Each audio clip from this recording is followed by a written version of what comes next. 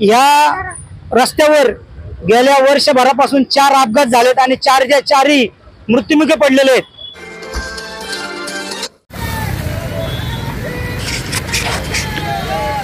महाराष्ट्रात भारतीय जनता पार्टी आणि काँग्रेसला पर्याय म्हणून वंचित बहुजन आघाडीकडे पाहिले जाते। राजकीय ताकद असलेल्या वंचित बहुजन आघाडीचे कार्यकर्ते आता दिवसेंदिवस अन्याय अत्याचाराविरुद्ध आक्रमक होताना दिसत आहेत। सत्ताधाऱ्यांना जाब विचारत आहेत। नेता खंबीर असल्यामुळे कोणत्याही गंभीर प्रश्नांवर लढा देताना दिसत आहेत। सावरकर लिखित संन्यस्त खड्ग हे नाटक बंद पाडणे असो की संविधान का बदलावे या पुस्तक प्रकाशनाचा कार्यक्रम उधळून लावणे असो की आजची रस्त्यातील खड्डे विरोधात आंदोलन असो, कार्यकर्ते स्वाभिमानाने रस्त्यावर उतरत आहेत। हे पहा, कात्रज ते रेल्वे स्टेशन गंगाधाम मार्गे हा रस्ता। ह्या रस्त्यावर खड्डे पडून पावसात अनेक अपघात झाले आहेत। 4 जणांचा जीव गेला। केंद्रीय गृहमंत्री अमित शहा यांच्या दौऱ्यावेळी हा रस्ता दुरुस्त केला होता। 20 दिवसात ह्या रस्त्याची ही दुरावस्था पाहून हे कार्यकर्ते रस्त्यातील खड्ड्यात बसून व साचलेल्या पाण्यात कागदी होड्या सोडून निषेध आंदोलन करीत आहेत। पर्यटन विधानसभेचे वंचित बहुजन आघाडीचे अध्यक्ष ॲडव्होकेट रवींद्र गायकवाड यांच्या नेतृत्वाखाली हे रस्त्यासाठी आंदोलन करण्यात आले। पाहूया काही कार्यकर्त्यांच्या प्रतिक्रिया। काय दादा, काय समस्या आहे तुमच्या या इथं तुम्ही आंदोलन करताय? ही समस्या या फक्त प्रभागापुरती नाही तर अख्ख्या पुणे शहरातले नागरिक या ठिकाणी या रस्त्याच्या झालेल्या चाळणीला त्रासलेले आहेत, अपघात होत आहेत। आता हाच रस्ता आपण बघा, या ठिकाणी आपण आंदोलन करतोय प्रभागाच्या वतीनं। हा जो रस्ता आहे गंगाधाम पासून इस्कॉन मंदिरापर्यंतचा, या रस्त्यावर गेल्या वर्षभरापासून 4 अपघात झालेत आणि 4च्या 4ही मृत्युमुखी पडलेले आहेत।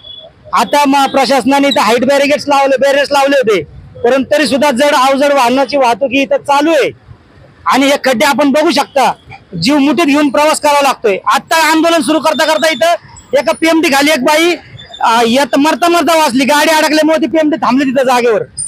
अशी भयानक परिस्थिती, नागरिकांना जीव मुठीत घेऊन प्रवास करावा लागतो। अशा कितीतरी अपघात आपण पेपरला बातम्यांना वाचतोय, रोज अपघात घडतायत। प्रशासन अतिशय बेजबाबदारपणे संवेदन शून्य। माननीय गृहमंत्री आता 20 दिवसापूर्वी त्यांचा दौरा होता इथं, त्यावेळेस आले तर फक्त डांबर हातरले आणि तात्पुरता चकाचक केला आणि दुसऱ्या दिवशी परत सगळं होत्याचं जसं होतं तसंच राहिलं परत। ही प्रशासनाची अतिशय गलथानपणा आहे। कुणी जबाबदारी घेत नाही, नागरिकांच्या त्रासाची संवेदना कुणाला नाही।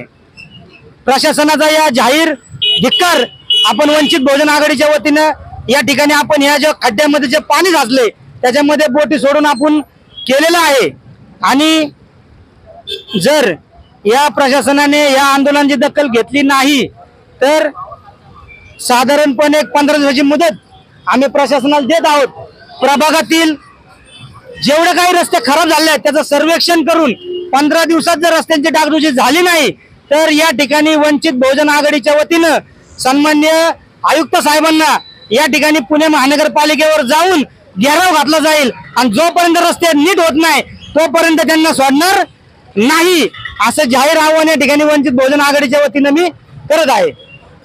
खड्डे पुणे महानगरपालिकेमध्ये किती आहेत, कुठे आहेत याचं काही नियोजनच महानगरपालिकेकडे नाही। या खड्डे बुजवण्यासाठी स्वतंत्र यंत्रणा देखील अस्तित्वात नाही। जे ठेकेदार खड्डा बुजवण्यासाठी ज्यांच्याकडे काम दिलेलं आहे त्यांच्यावर देखील नियंत्रण प्रशासनाचं काही नाही। आता हे पहा, तुम्ही बघा समोर गाडी बघा कशी चाललेली आहे फुल भरून, तुम्ही बघू शकता। या अशा प्रकारच्या वाहतुकी सर्रास इथं होत आहेत। जे ठेकेदार खड्डा बुजवण्याचं ज्यांच्याकडे काम दिलेलं असतं त्यांच्या देखील कामावर महानगरपालिकेचं नियंत्रण नाही।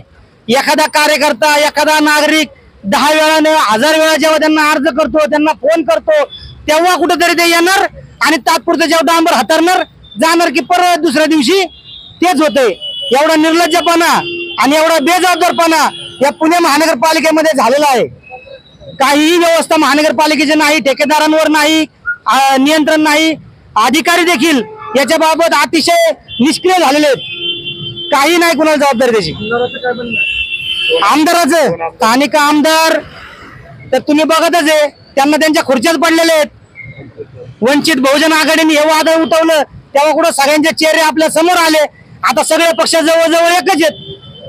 त्याच्यामुळे कुणाला इथं नागरिकांचं पडलेलं नाही, पैसा सुद्धा नाही. आज सांगलीच्या पोरांनी, ठेकेदारांनी, युवकांनी आत्महत्या केली ठेकेदाराच्या बिलासाठी. आज किती भयानक अवस्था आहे. एसटी कर्मचाऱ्यांचे पगार द्यायला पैसा नाही आणि हे आमदारांनी हे काय त्यांच्या खुर्चीतच मग्न आहेत. सामान्य नागरिकाची कुणालाही काही ईट पडलेली नाही.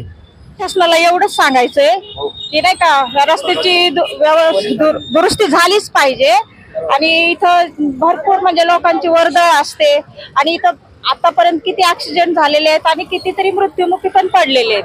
तर प्रशासनाने गंभीरतेने हा विषय घेऊन थोडं लक्ष घालावं एवढंच आमची विनंती आहे. कात्रज गंगाधाम रोडला अनेक अपघात झाले आणि या अपघातामध्ये किरकोळ अपघात न होता मृत्युमुखी इथले नागरिक पडलेले आहेत.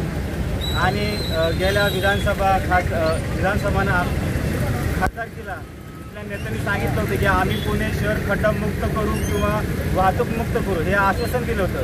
तुम्ही बघता आता हे सगळे नेते निवडून गेलेले आहेत, परंतु अजूनपर्यंत इथल्या वाहतुकीचा प्रश्न पुण्यातला किंवा खड्ड्यांचा प्रश्न अजूनपर्यंत त्यांनी काय सोडवलेला नाहीये. नगरसेवकाची ठेकेदारांनी हे काम केलं, एकदम चुकीच्या पद्धतीने काम केलं आणि तो रस्ता एकदम खरा झाला. त्यानंतर देशाचे गृहराज्यमंत्री आपले श्री अमित शहाजी या ठिकाणी उद्घाटनासाठी आले होते.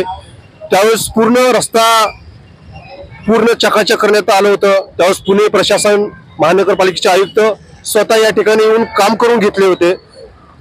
मला इतकं सांगायचं आहे, अमित शहा देशाचे गृहराज्यमंत्री असतील, तुम्ही त्यांच्यासाठी वेगळी सुविधा देत आहे, सर्वसामान्यांसाठी वेगळी सुविधा देत आहे.